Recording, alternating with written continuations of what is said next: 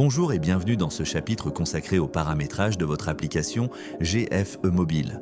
Si vous vous êtes déconnecté de l'application, cliquez simplement sur l'icône GFE pour la lancer. Saisissez votre identifiant et le mot de passe de l'administrateur que vous avez créé précédemment, puis appuyez sur Connexion.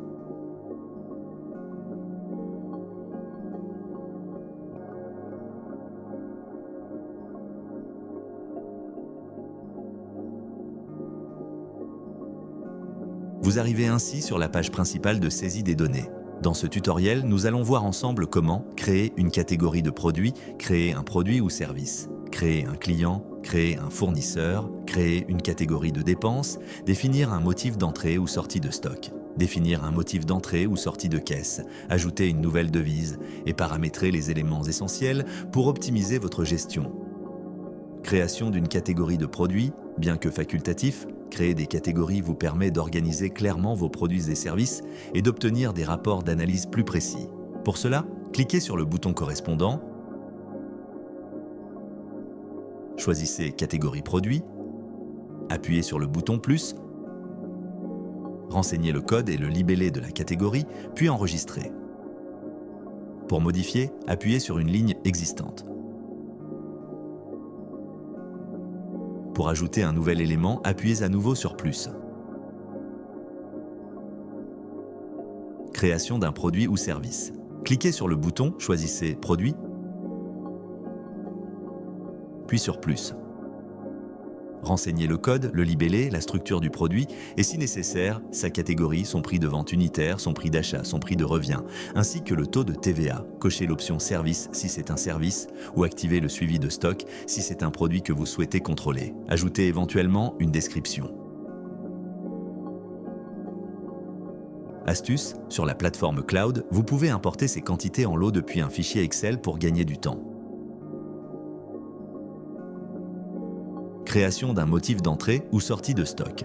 Cela vous aide à classer vos opérations, par exemple pour une expiration de produit ou un bonus reçu.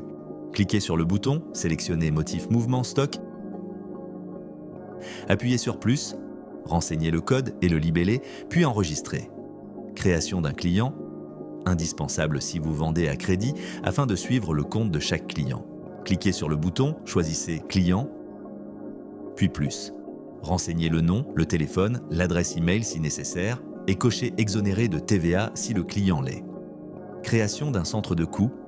Dans le menu Dépenses, cliquez sur le bouton, choisissez Centre de coût, puis plus. Indiquez le code, le libellé et enregistrez.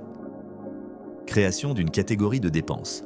Toujours dans le menu Dépenses, cliquez sur le bouton, choisissez Catégorie dépenses puis plus. Saisissez le code, le libellé et sélectionnez un groupe de dépenses. Vous pouvez créer d'autres groupes si nécessaire.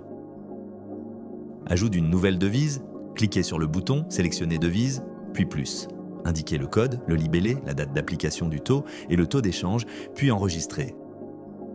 Création d'un motif d'entrée ou sortie de caisse, utile pour suivre toutes les opérations de trésorerie comme un surplus en caisse. Cliquez sur le bouton, choisissez Entrée de caisse diverses, puis motif d'entrée diverses, appuyez sur plus, renseignez le code et le libellé et enregistrez. Création d'un fournisseur. Dans le menu Achat, cliquez sur le bouton, choisissez Fournisseur, puis plus, renseignez le nom, le téléphone et l'adresse email si nécessaire.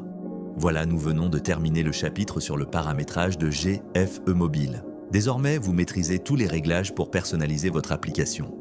Dans la prochaine vidéo, nous allons commencer à saisir vos ventes, vos stocks, vos dépenses, votre trésorerie et vos achats afin de suivre vos activités au quotidien, contrôler vos stocks et votre caisse et ainsi améliorer votre productivité grâce à une croissance maîtrisée.